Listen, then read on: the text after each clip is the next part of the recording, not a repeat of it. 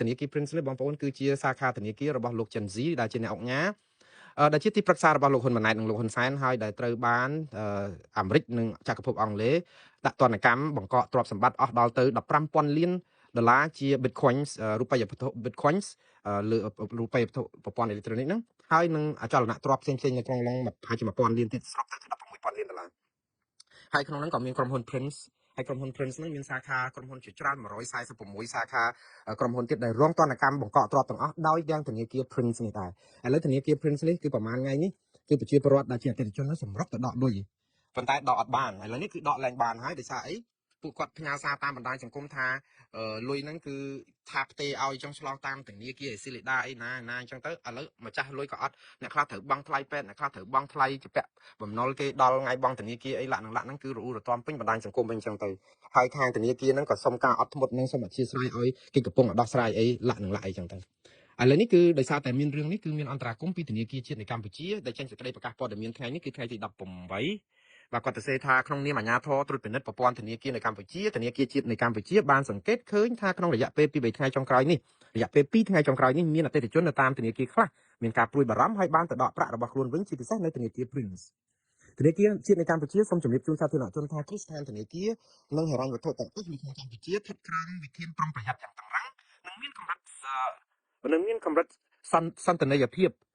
ខានអានពាក្យធនាគារគេយូរអានចង់ដាច់បងប្អូនគឺសាច់ប្រាក់គ្រប់គ្រាន់ដើម្បីបំពេញតម្រូវការសាច់ប្រាក់របស់អតិថិជនដោយឡែកចំពោះព័ត៌មានដែលត្រូវបានផ្សព្វផ្សាយពាក់ព័ន្ធនឹងធនាគារ Prince អាជ្ញាធរមានសមត្ថកិច្ចរបស់កម្ពុជាបាននឹងកំពុងចាត់វិធានការត្រួតពិនិត្យនិងស្រាវជ្រាវយ៉ាងយកចិត្តទុកដាក់ដើម្បីធានាថាធនាគារនេះមានអនុលោមភាពត្រឹមត្រូវតាមច្បាប់កម្ពុជាទន្ទឹមនេះ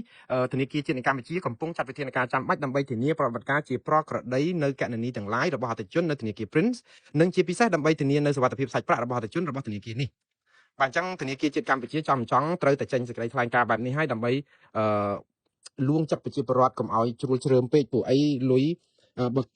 បើសិនជាអាមេរិកនិងចក្រភពអង់គ្លេសបង្កក់ប្រាក់ឲ្យចង់បានប្រាក់ឯណាមកចរាចរណ៍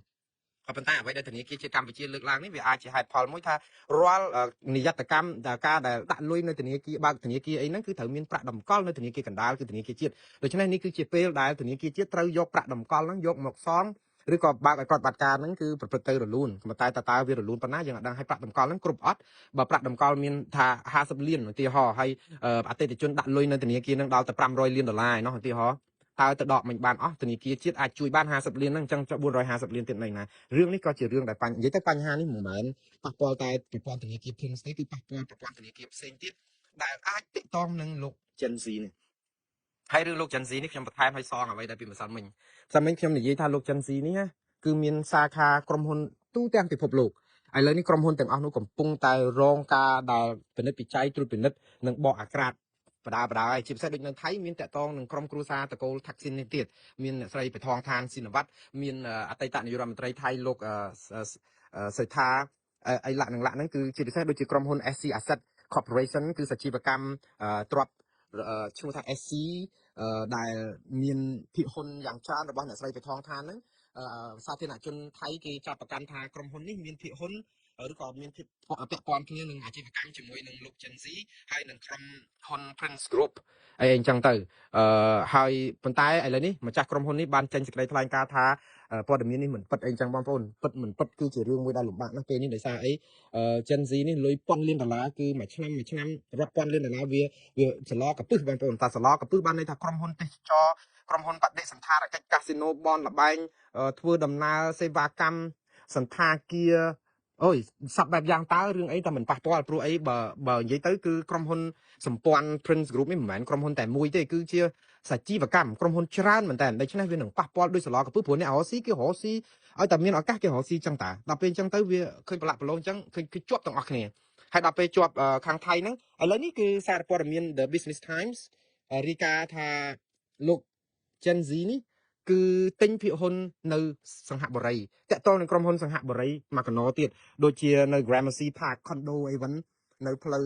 Grand Road នៅប្រទេសសង្ហបុរីអីដែលមានទឹកប្រាក់17លានដុល្លារសិង្ហបុរីអីហើយនឹងមានក្រុមហ៊ុនផ្សេងទៀតពាក់ព័ន្ធឈ្មោះបុគ្គលមកកណោដែលរកស៊ីនៅប្រទេសសង្ហបុរីដោយដល់ណែ